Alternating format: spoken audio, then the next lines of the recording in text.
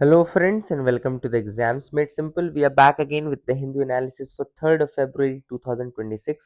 3 फरवरी 2026 का the Hindu newspaper analysis देखेंगे। शुरू करने से पहले रिक्वेस्ट रहेगी कि please do like the video, do share it among friends. आपसे केवल लाइक की उम्मीद है मुझे, 100-150 लाइक भी अगर आप कर दो तो बहुत रहेगा। जो लोग भी देख रहे हैं वीडियो लाइक जरूर किया करें, हमें भी थोड़ा पॉजिटिव मोटिवेशन मिलता है। स्टार्ट करने से पहले जो लोग यूपीएससी 2026 में देने वाले हैं, कोई भी स्टेट सर्विस का एग्जामिनेशन देने वाले हैं, तो करंट अफेयर्स की सीरीज हमने स्टार्ट की है, ज्वाइन आप कर सकते हैं। लिंक नीचे डिस्क्रिप्शन कमेंट में है। आप देख सकते हैं किस तरीके से हम वीडियो बनाते हैं। जैसे अभी करंट अफेयर्स रिवीजन सीरीज का इन्वायरमेंट दिसंबर का कंप्लीट हो गया है।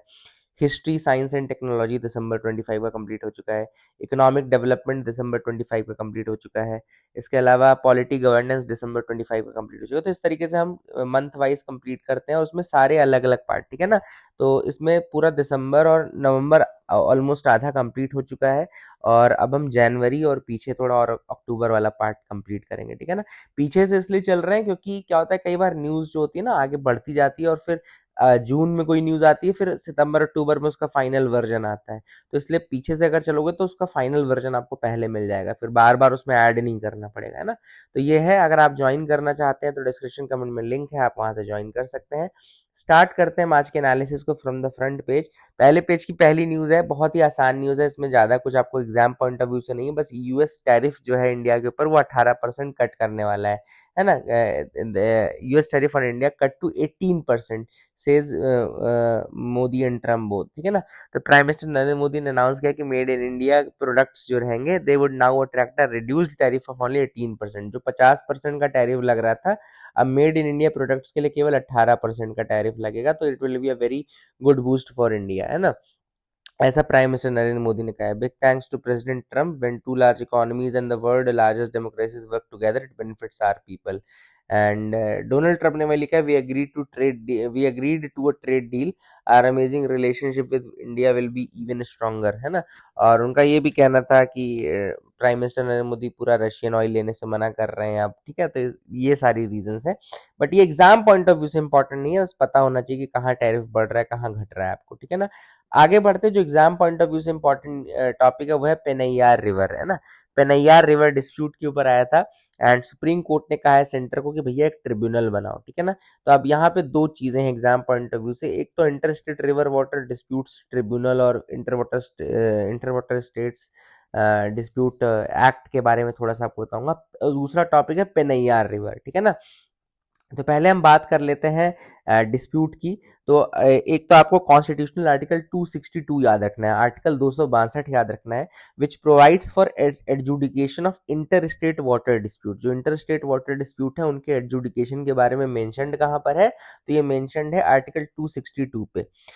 इसमें आर्टिकल 262 का वन पार्ट जो है वो बोलता है कि parliament by law can provide for the adjudication of any inter state water dispute. किसी भी इंटर स्टेट वाटर डिस्प्यूट के बारे में पार्लियामेंट लॉ बना सकता है। इसके अलावा ये भी कहा गया कि पार्लियामेंट में also provide that neither Supreme Court nor any other court is to exercise jurisdiction in respect of any such dispute और कंप्लेंट। तो 262 का 2 जो बोलता है कि ये पूरा का पूरा पार्लियामेंट का ही काम है, ना ही सुप्रीम कोर्ट ना ही कोई दूसरा कोर्ट इसमें एडजुडिकेशन कर सकता है। इसके अलावा आर्टिकल 262 की पावर को एक्सरसाइज करते हुए कॉन्स्टिट्यूशन जो है वो पार्लियामेंट को उसने पावर दे रखी है पार्लियामेंट को। तो पार्लियामेंट ने भी दो लॉज बना रखे हैं, एक तो रिवर बोर्ड्स एक्ट 1956, याद रखिएगा रिवर बोर्ड्स एक्ट 1956, जो कि एम्पावर करता है यूनियन गवर्नमेंट को to establish river boards for regulating of inter state rivers and river valleys in consultation with the state government. तो याद रखिएगा रिवर बोर्ड्स बनाने की पावर भी यूनियन गवर्नमेंट के पास है, मैंने पार्लियामेंट के पास है। और inter state river water disputes act 1956 दूसरा एक्ट पार्लियामेंट ने बना रखा है, तो ये इस यूनियन गवर्नमेंट के पास पावर है, सॉरी, है ना, रिवर बोर्ड बनाने की। और inter state river water disputes act भी लाया गया है 1956 में, जिसमें यूनियन गवर्नमेंट जो है वो स्टैब्लिश करता है tribunal for adjudication of inter state river water disputes, ठीक है ना। इसीलिए सुप्रीम कोर्ट ने किसको बोला, सेंटर को बोला कि भाई आप बनाओ। तो यूनियन गवर्नमेंट जो है, सेंटर जो है, it will establish a tribunal now जो कि ये inter state river water dispute को खत्म करने के लिए ट्रिब्यूनल बनाएगा, ठीक है ना। अब ये भी आपको याद होना चाहिए कि कौन से सब्जेक्ट में आता है। तो एंट्री 56 जो यूनियन लिस्ट की है वो कहती है regulation and development of inter state reverse, ये यूनियन को दिया गया है। और एंट्री 17 ऑफ स्टेट लिस्ट कहती है वाटर, वाटर का जो काम है, water supply, irrigation canal, drainage, embankment, water storage, ये पूरा स्टेट लिस्ट के पास है। लेकिन regulation of inter state reverse ये यूनियन लिस्ट का सब्जेक्ट है, ठीक है। यहाँ तो हमने बात कर ली इसकी inter state water disputes act 1956 की और रिवर बोर्ड ऑफ 1956, ठीक है ना। अब यहाँ पे पेन्नैयार रिवर के बारे में आपको बता दूं कि पेन्नैयार रिवर, इसको थेन पेन्नई रिवर भी कहते हैं, थेन पेन्नई रिवर ओरिजिनेट ये होती है नंदी हिल्स ऑफ चिक्कबल्लापुरा, कर्नाटका। तो कर्नाटका में इसका ओरिजिन है पेन्नैयार रिवर का। और ये याद रखिएगा, it flows in 80 kilometre nearly in Karnataka, बाकी फिर 300 किलोमीटर के आसपास ये तमिलनाडु में ही बहती है, ठीक है ना। तो दो स्टेट्स हैं ये, कर्नाटका एंड तमिलनाडु। इसके अलावा ये फिर फाइनली बे ऑफ बंगाल में चली जाती है नियर कुड्डालोर, है ना, बंगाल बे ऑफ बंगाल में। की डिटेल्स अगर बताऊं तो ओरिजिन नंदी हिल्स हो गया, छिन्नकेश्वा हिल्स कर्नाटका, दूसरे नाम में थेन पेन्नई तमिल में बोलते हैं, दक्षिण पिनाकिनी कन्नड़ा में बोलते हैं, पोन्नैयार भी कई लोग कहते हैं। ट्रिब्यूटरीज में अगर हम बात करें तो मार्कंड नदी हो गया, पंबार, वनियार, चिन्नार, कबईनल्लूर, कल्लार एंड थुरिंजलार, ये इसकी कुछ ट्रिब्यूटरीज हैं। इसमें इंपॉर्टेंट है पंबार, वनियार, छिन्नार, इसकी कुछ इंपॉर्टेंट ट्रिब्यूटरीज हैं, ठीक है। 80 किलोमीटर मैंने बताया कर्नाटका, 320 किलोमीटर तमिलनाडु, ये भी आपको याद रखना है। और की सिटीज जो है इस पे वो है बैंगलोर, होजूर एंड कुड्डलोर, ये कुछ इंपॉर्टेंट सिटीज हैं जो कि सिचुएटेड है पन्नैयार रिवर पे, पेन्नैयार पे, ठीक है ना। आई होप यू गॉट क्लैरिटी। अब यहाँ पे तमिलनाडु का ये कहना है, इस रिवर में जो डिस्प्यूट है वो तमिलनाडु का ये कहना है कि भैया कर्नाटका जो है क्यों ऐसे एम्बैंकमेंट्स, क्यों ऐसे स्ट्रक्चर्स बना रहा है जो कि तमिलनाडु में इसके वाटर फ्लो को कम कर रहा है ना, कर्नाटका बनाता जा रहा है। तो ये उनको मना करने के लिए कहा गया। I hope you got clarity. आगे मूव करते हैं। Rise in southern state share of funds gives no relief to Tamil Nadu. अब आपको कल मैंने बजट में एक चीज बताई थी कि बजट में 16th फाइनेंस कमीशन के रिकमेंडेशंस को एक्सेप्ट किया गया, जिसने 41% डिवोल्यूशन का रिकमेंडेशन दिया है। प्लस उसने कुछ इस तरीके से पैरामीटर्स को चेंज किया कि जो सदर्न स्टेट्स हैं, सदर्न स्टेट्स का एलोकेशन बढ़ेगा, है ना। तो सदर्न स्टेट्स का एलोकेशन बढ़ रहा है, ये बात तो बिल्कुल सही बात है। यहाँ पे हम देखेंगे कि सदर्न स्टेट्स का एलोकेशन बढ़ा भी है, यहाँ पे लिखा भी है, ये देखो। तमिलनाडु का तो केवल 0.44% बढ़ा है, वहीं तेलंगाना का 3.43% बढ़ा है, वहीं आंध्र प्रदेश का 4.2% बढ़ा है, कर्नाटका एंड केरला का बहुत ज्यादा बढ़ा है, जिसमें कर्नाटका की ग्रोथ है 13.27% एंड केरला की ग्रोथ है 23.74%, ठीक है ना। ये इंपॉर्टेंट चीज है। दूसरी इंपॉर्टेंट चीज जो मैं आपको बता दूं वो है कि इस बार कुछ चीजें चेंज की गई हैं, जैसे ये कल के नोट्स पे आप देखो। हाँ, तो मैं ये बता रहा था कि नोट्स भी मैं वेबसाइट पे अपलोड कर रहा हूँ, तो अगर आप temsis.com पे जाए ना तो ये नोट्स पढ़ लिया करें, है ना। तो कल की अगर हम न्यूज में डिस्कस करें तो ये मैंने बनाया था, इनकम कैपिटल का वेटेज पहले 45% था, अब 42.5% कर दिया गया है। पॉपुलेशन का ट्रेंड पहले 15% था, अब 17.5% कर दिया। केवल यही एक क्राइटेरिया जिसको इंक्रीज किया गया है ना। एरिया पहले 15% था, उसको 10% कर दिया गया। डेमोग्राफिक परफॉर्मेंस पहले 12.5% हुआ करती थी, अब 10% कर दी गई है। फॉरेस्ट कवर पहले 10% था, अभी भी 10% किया गया है ना। तो आप देख सकते हैं कि इस तरीके से कि कितने ये पूरा 100% के आसपास आएगा, ठीक है। तो आप देख सकते हैं इसको। और इसके अलावा यहाँ पे अगर आप देखें तो वही चीज आज के न्यूज़पेपर में आई हुई है कि भैया तमिलनाडु को तो कोई फायदा ही नहीं हो रहा। आप देखो ये स्टेट्स को फायदा हो रहा है, तो केरला को बहुत ज्यादा फायदा हो रहा है, बिल्कुल सही बात है ना। कर्नाटका को हो रहा है ठीक ठाक, आंध्रा भी ठीक, चलो मान लो। कर्नाटका, तमिलनाडु को बिल्कुल फायदा नहीं। तो वही चीज यहाँ पे लिखी कि तमिलनाडु को कोई रिलीफ नहीं मिल रहा है बिकॉज ऑफ दिस। यहाँ पे एक और चीज है कि कोई पूछे कि कौन सा क्राइटेरियन है जिसको इंक्रीज किया गया है, तो यहाँ पे देख लो, only the criterion of population has increase. पहले 15% हुआ करता था, अब 17.5% हो जाएगा। बट इससे कोई फायदा नहीं मिलने वाला है सदर्न स्टेट्स को, क्योंकि उनकी पॉपुलेशन तो ऑलरेडी बढ़ती ही नहीं है। जब उनकी पॉपुलेशन ही नहीं बढ़ती तो उनको फायदा कहाँ से होगा। That is again nothing which is there. I hope you got clarity regarding this. आपको इस न्यूज आर्टिकल में समझ में आ गया होगा। आगे मूव करते हैं। Okay, so you can move ahead with मी। अब बिल्कुल आप मेरे साथ आगे बढ़ सकते हैं। अगली न्यूज है, activist slam allocation for rural job schemes. Now this is the scheme, नई स्कीम आई है which has replaced MNREGA. I hope आप लोग को याद होगा ये मनरेगा का मतलब है Mahatma Gandhi national rural employment guarantee scheme, जो कि 2005 में आई गई थी एंड राइट टू वर्क के कंसेप्ट पे ये आई थी। Now new scheme Viksit Bharat guarantee for Rozgar and Ajeevika mission Gramin, यानी कि वीबीजी राम जी जो है, it has been introduced. Changes ये हैं कि जो वीवीजी रामजी स्कीम है, it has promised 125 days of employment, जो कि पहले मनरेगा में 100 डेज ऑफ एम्प्लॉयमेंट हुआ करता था। But when you see the budget allocation अगर आप देखें इस बार का, तो बजट एलोकेशन केवल 95,692.31 करोड़ किया गया है, ठीक है ना, 95,692.31 करोड़। एंड इसमें से भी जो मनरेगा है उसके लिए 30,000 करोड़ है, ठीक है ना। एंड जो दोनों का मिला करके आप देखोगे तो वो कितना है, 1,25,692.31 करोड़ है ना। For both the schemes total 1,25,692.31 crore allocate किया गया है। अब जो क्रिटिक है, क्रिटिक का ये कहना है कि पहली चीज तो you are saying that you will give employment of 125 days, and 125 days के लिए it will require more than 2 lakh crore, है ना, more than 2 lakh crore is needed, and you have allocated only 1,25,000 crore, 1,25,000 crore approximately, है ना। How will you give 125 days of employment based upon this, है ना। तो उनका ये कहना है कि ये allocation जो है it is only 43% of what is needed, है ना, this allocation is only 43% of what is actually needed.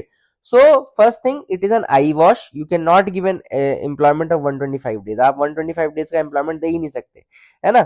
Second thing इनका ये कहना है कि भैया मनरेगा के लिए आपने एलोकेट किया 30,000 crore, you have allocated 30,000 crore for मनरेगा, in which 15,000 crore is the remaining amount, जो पहले ही उनको चुकाना हुआ है, earlier wages which have not been provided, है ना। So 30,000 crore will be for, मतलब जो जो पहले की पेमेंट्स बची हुई हैं, जो रिमेनिंग पेमेंट्स है उनके लिए 15,000 करोड़ है, और 15,000 करोड़ जो बाकी का है it will be lasting only 2 months, it will last only 2 months, है ना, 2 months of ways payments and all. तो इसका मतलब है कि 2 महीने के बाद क्या होगा इसका भी कुछ अता पता नहीं है, क्योंकि still the scheme is VVG Ramji has not been implemented, है ना। So that is the big picture यहाँ पे जो ऑथर ने कही। I hope you got clarity, आपको समझ में आ गया होगा।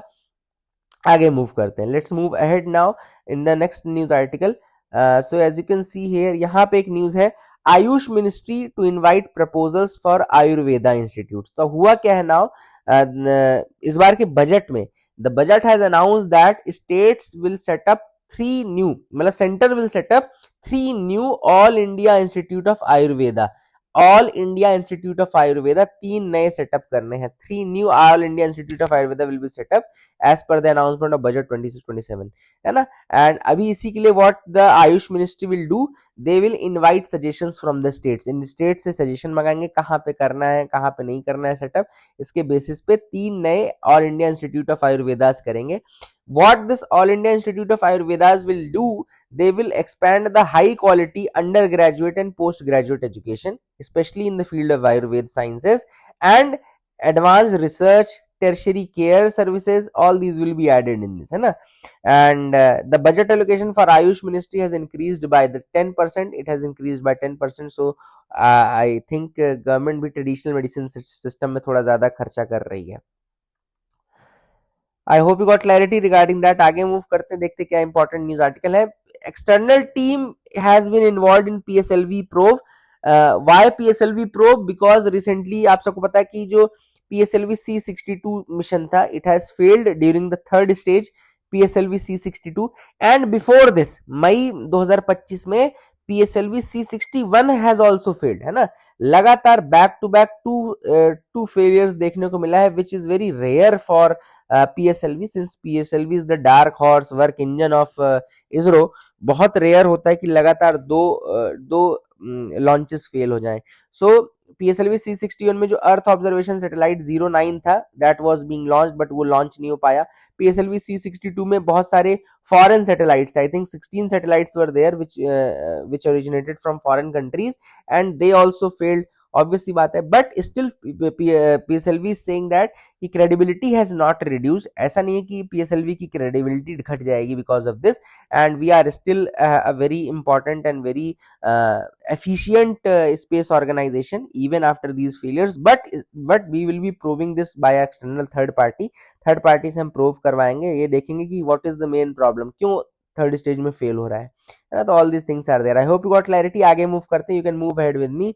लेट्स सी, यहाँ पे एक न्यूज है देखो, general relativity survives its hardest test yet. Now what has happened is, you all know that कि जब भी दो मासेस, जब when two masses m1 and m2 big masses, या इनको हम बोले तो black holes, when two black holes they collide with each other, they generate what is known as the gravitational waves, GW, है ना। This was the concept of Albert Einstein ने concept दिया था, और उसने कहा कि भाई जब दो बड़े masses, when two black holes merge, they will form a single distorted and distorted survivor, but that will be settled by a ringing like a bell, मतलब it will create a sound of ringing like a bell। जैसे bell नहीं slow down होती रहती, धीरे धीरे fade हो जाती है, वैसा ही उन्होंने कहा कि एक तो ऐसा साउंड जनरेट होगा और ग्रेविटेशनल वेव्स जो रहेंगी they will be there, and यही जो साउंड जनरेट होता है और फिर धीरे धीरे कम हो जाता है, फेड हो जाता है, उसको हम बोलते हैं ring down.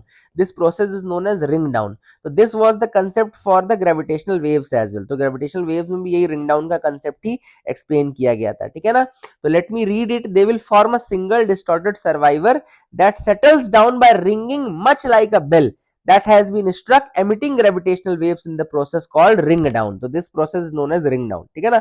now what was there कि जैसा कि एल्बर्ट आइंस्टीन ने कहा था, एल्बर्ट आइंस्टीन ने ये प्रिडिक्ट किया था कि black hole is actually very simple and it has just two things, है ना। As per the Einstein, black hole has only two things. First is mass, mass means how heavy it is, and second is spin, how fast is it rotating, ठीक है ना। तो Einstein said that there is black hole is having only two things, one is mass, how heavy it is, and second thing is spin, how fast is it rotating. And इसी idea को उसने कहा था no hair theorem. The theorem is no hair theorem, which means black holes have no extra features, no hidden hair, no secret, ठीक है ना। This is the no hair theorem.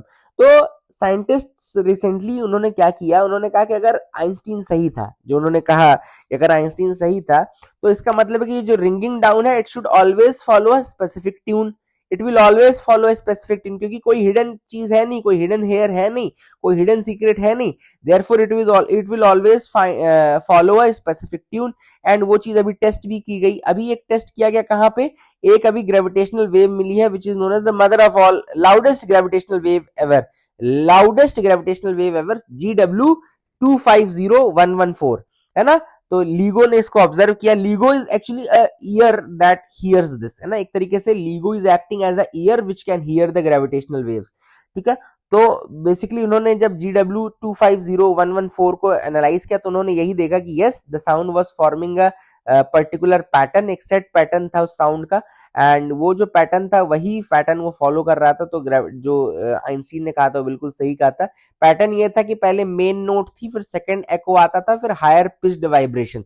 It was the pattern, main note, the second echo and the higher pitched vibration. So this is the pattern जो कि follow कर रही थी gravitational waves. I hope you got clarity. Let's move to the next editorial now. Editorial is wetland as a national public good. Now this जो article है लिखा गया है by Soumya Swaminathan, chairperson of MS Swaminathan Research Foundation, and Rupesh K Bhumiya द्वारा ये लिखा गया है। वेटलैंड्स के इंपॉर्टेंट पे है, तो आप सबको पता है कि 2 फरवरी, first of all 2 February celebrated as the national wetlands day, है ना। आप सबको पता है नेशनल वेटलैंड्स डे है 2 फरवरी को होता है ये, एंड इंपॉर्टेंट है, याद रखिएगा। वेटलैंड्स बहुत इंपॉर्टेंट होते हैं, wetlands are very very important, and India में ट्रेडिशनली भी वेटलैंड्स को प्रोटेक्ट किया जाता था। हालांकि फॉर एग्जांपल कुछ ट्रेडिशनल एग्जांपल है, तमिलनाडु में मैन मेड टैंक्स, जिनको कुलम्स बोलते हैं, KULAMs, कुलम्स मैन मेड टैंक्स होते हैं। They are connected like chain, stored rain water and irrigated crops. And दूसरा है केरला, केरला में भी स्मॉल वेल्स, जिनको केनीज कहा जाता है, KENIS, Kaynes, and they provided drinking water and supported ritual for over 200 years। है ना। इसी अलावा आंध्र प्रदेश श्रीकाकुलम में भी wetlands were there which were supporting the traditional fishing and all. तो wetlands have been very important, बहुत इंपॉर्टेंट होते हैं, but the dark truth is that 40% of India's wetlands are already gone and half of the remaining ones are damaged, ठीक है ना। that this is the sad reality, 40% of the India's wetlands are already gone and half of the remaining wetlands are already damaged। And ऐसा नहीं कि laws नहीं है, laws है हमारे यहाँ, चाहे वो रामसर का देख लो, चाहे नेशनल वेटलैंड रूल्स देख लो, सारे लॉज है हमारे यहाँ, but still we do not, मतलब laws are there only on paper but do not practice in reality and not practice in reality. तो that is the big issue, यहाँ पे issue ये है, ठीक है ना। एंड यहाँ पर ऑथर ने वही कहा कि wetlands are very very important, आप सब जानते हैं सारी चीजें, wetlands are very very important and not only they protect us from floods and drought like condition, floods and drought से तो हमको बचाते ही बचाते हैं, but there are also other advantages, जैसे कि अगर आप देखें तो आप ये let me tell you the, they reduce flood, they clean water naturally, naturally water को साफ करते हैं, they support fisheries and farming, they protect the coast from storms, they support biodiversity, they strengthen the climate resilience, they are natural infrastructure, they are a natural infrastructure and this is very very important। I hope you got clarity regarding that। and अब देखो नुकसान क्या क्या हो रहा है wetlands, what are the damages they are facing, they are facing encroachment by the construction, they are seeing dams, sand mining, blocked channels, over pumping of groundwater, all these are the issues। and wetlands are being filled with roads, buildings and real estate construction, garbage and debris also। urban pressure is increasing on wetlands, uh, sewage water and all, है ना। तो all these things are reducing the beauty of wetlands as well as they are destroying the wetlands, उसकी purity को भी destroy कर रहे हैं, ठीक है ना। and wetlands matter to us a lot, wetlands बहुत ज्यादा matter भी करते हैं।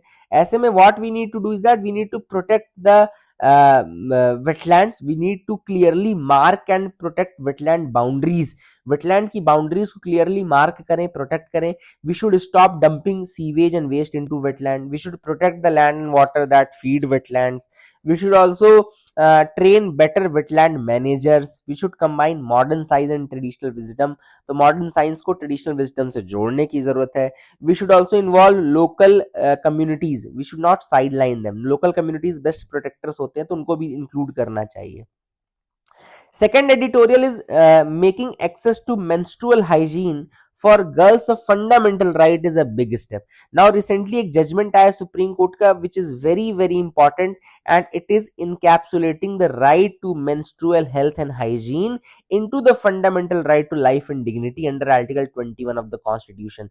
तो article 21 of the constitution और broad करते हुए सुप्रीम कोर्ट ने right to menstrual health and hygiene को include कर दिया है। and this was the justice JB Pardiwala and R Mahadevan who wrote the judgment। and इस judgment में उन्होंने ये कहा कि भाई autonomy can be meaningfully exercised only when girl children have access to functional toilets, adequate menstrual products, availability of water and hygienic mechanisms for disposal। and this is what the government, the state should do now। and उनको make sure करना पड़ेगा कि functional toilets हैं हर जगह available, menstrual products available हैं adequately, water availability है, hygienic mechanisms है for disposal of these menstrual products and all। so these will be the things which will be mandatory for all schools and all। सब जगह हर जगह schools में भी ये होना चाहिए ताकि गर्ल्स एक्चुअली में यूज कर सके, अदरवाइज गर्ल्स तो स्कूल जाएंगे ही नहीं। उनका ये कहना है कि भाई अगर आप ये सारी चीजें नहीं दोगे तो there are many types of stigma, stereotyping, humiliation and if girls do not have access to these facilities then there is no freedom, there is no right to life and liberty। and this is what the judges are saying that। and उनका ये भी कहना है कि if the facilities are not there then this violates the bodily autonomy of menstruating girl children, है ना। तो this violates the bodily autonomy of menstruating girl children। इसको menstrual poverty कहा है, जो टर्म यूज किया है सुप्रीम कोर्ट ने वो menstrual poverty कहा है। and बेंच का ये भी कहना था कि it hinders the menstruating girls from exercising their right to education also, है ना। their right to education with dignity, it hinders that if these things are not available. Therefore ये चीज हिंडर ना हो, एंड इसीलिए हर जगह फंक्शनल जेंडर सेग्रीगेटेड टॉयलेट्स होना जरूरी है. एंड अगर कंप्लायंस नहीं होगा then there will be punitive action as well. The schools must comply. The state will be held responsible. अगर गवर्नमेंट रन स्कूल्स में सारी फैसिलिटीज आप नहीं देते हो, एंड प्राइवेट स्कूल्स में भी देना पड़ेगा, otherwise they will B D-recognised. Okay, so private schools must also give this, so otherwise they will be de-recognized. So एक बहुत अच्छा quote, there is a very famous quote written in the editorial: a period should end a sentence, not a girls education. Very very good quote which was there, and it can be used as a essay topic as well. तो अगर आप लोग को लिखना है, attempt करना है, तो उस पे ऐसे भी आप लिख सकते हैं अगर आप चाहें तो, है ना. Just try a 200-300 word essay on this. अगला है एडेप्टिव टेस्टिंग. एडेप्टिव टेस्टिंग के ऊपर ये आर्टिकल आया है. एडेप्टिव टेस्टिंग क्या होता है? देखो इंडिया में एडेप्टिव टेस्टिंग नहीं है, याद रखिएगा. हमारे यहाँ एक पेपर बनाया जाता है जो कि सभी लोग वही पेपर सॉल्व करते हैं, सेम क्वेश्चंस रहते हैं, केवल सेट चेंज हो सकता है, रीअरेंज्ड फॉर्म में रहे. लेकिन एडेप्टिव टेस्टिंग ऐसी नहीं होती. एडेप्टिव टेस्टिंग में क्या होता है, जैसे एक बच्चा एग्जाम देने बैठा, अब अगर उसने एक सवाल का जवाब सही दे दिया तो अगला क्वेश्चन थोड़ा टफ करेंगे, फिर अगला और टफ करेंगे, अगला और टफ करेंगे, धीरे धीरे टफनेस का लेवल बढ़ाते जाएंगे. जहां उसने गलत आंसर दिया तो लेवल इजी करना शुरू कर दिया, ठीक है ना. और अगर कोई बच्चा मान लो गलत गलत जवाब दे रहा है तो उसको इजी इजी इजी सवाल पूछेंगे, 100 क्वेश्चन, सबके क्वेश्चन अलग रहेंगे based upon their own knowledge. And ये होती है एडेप्टिव टेस्टिंग. इसमें आप अडेप्ट करते हो as per the mental level of the student, ठीक है ना. अब जैसे हो सकता है कोई 20 टफ क्वेश्चंस का आंसर दे और कोई 50 इजी क्वेश्चंस का आंसर दे, तो दोनों के मार्क्स बराबर रहेंगे, ठीक है ना. तो 20 टफ क्वेश्चन वाला उतने ही मार्क्स लाएगा जितने 50 आसान सवाल वाला. तो इस तरीके से इसमें नॉर्मलाइजेशन भी होता है एडेप्टिव टेस्टिंग में. ऑल इंडिया रेडी नहीं है अभी एडेप्टिव टेस्टिंग के लिए, ऐसा एडिटोरियल बोलता है, ये आर्टिकल बोलता है. अदरवाइज आप समझ लीजिए कि बहुत सारी फॉरेन कंट्रीज एडेप्टिव टेस्टिंग का भी यूज करते हैं. It's a dynamic form of assessment. ये डायनामिक असेसमेंट है, काफी फॉरवर्ड लुकिंग असेसमेंट है, और आप आईआईटी और इन सब में एक्सपेक्ट करते हो इसी तरीके के असेसमेंट को. This is what has been mentioned in the article. I hope you got clarity regarding this. आपको समझ में आ गया होगा. हेज फंड आया था, हेज फंड के बारे में. तो हेज फंड क्या होते हैं मैं आपको बता दूं. देखो नॉर्मली म्यूचुअल फंड तो आपको पता है. म्यूचुअल फंड मतलब क्या होता है कि बहुत सारे स्टॉक्स का एक आपने बास्केट बना दिया अपने लॉसेस को मिनिमाइज करने के लिए. अलग अलग सेक्टर के आपने शेयर्स ले लिए, स्टॉक्स ले लिए, उनको एक बास्केट में भर दिया और आपने वो पूरा का पूरा बास्केट खरीद लिया, है ना, ताकि अगर एक सेक्टर घटे तो दूसरा बढ़ जाएगा, दूसरा घटेगा तो तीसरा बढ़ जाएगा, और आपका जो लॉस है वो मिनिमाइज हो जाएगा. ऐसे ही हेज फंड एक जो होता है वो रिच लोगों के लिए, हाई नेटवर्थ इंडिविजुअल्स के लिए होता है, जो कि थोड़ा रिस्कियर रहता है. रिस्कियर अगर है तो ऑब्वियसली बात है उसमें प्रॉफिट मेकिंग भी ज्यादा हो सकती है. तो it can go very high, it can go very down as well, है ना. And hedge fund is basically that, ठीक है. तो याद रखना hedge fund is for the rich people, for the high net worth individuals, big institutions जो कि pool करते हैं अपने मनी को. फिर एक मनी मैनेजर होता है जो कि उनके मनी को एलोकेट करता है. But this is very risky stocks में लगाया जाता है. एंड इट इज बहुत इजी टू मैनेज होता है. याद रखिएगा these are the things which are related to hedge fund. I hope you got clarity. That is done. यहाँ पे एक मैप आपको राफा क्रॉसिंग का मैं दिखा दूं, आज बहुत ज्यादा न्यूज में था. तो अगर आप ये देखें मैप, तो यहाँ पे आपको इजराइल दिख रहा होगा, बगल में आपको गाजा दिख रहा होगा. एंड गाजा में आपको दो पासेस दिखेंगे. एक तो जो वेस्टर्न साइड में है राफा क्रॉसिंग, जो इजिप्ट की तरफ खुलता है, राफा क्रॉसिंग दिख रहा है, इजिप्ट की तरफ खुलता है. और दूसरा आपको ऊपर एक क्रॉसिंग दिखेगी, इरीज क्रॉसिंग, जो कि इजराइल में ही खुलती है, इरीज क्रॉसिंग, है ना. तो याद रखिएगा ये है गाजा सिटी. एंड इसमें खान यूनिस, गाजा सिटी और ये सारी चीजें दिख रही हैं. वाटर बॉडी में मेडिटेरेनियन को टच करता है. That is it. So that is it for the day. Keep loving us, keep sharing us. Thank you, have a nice day.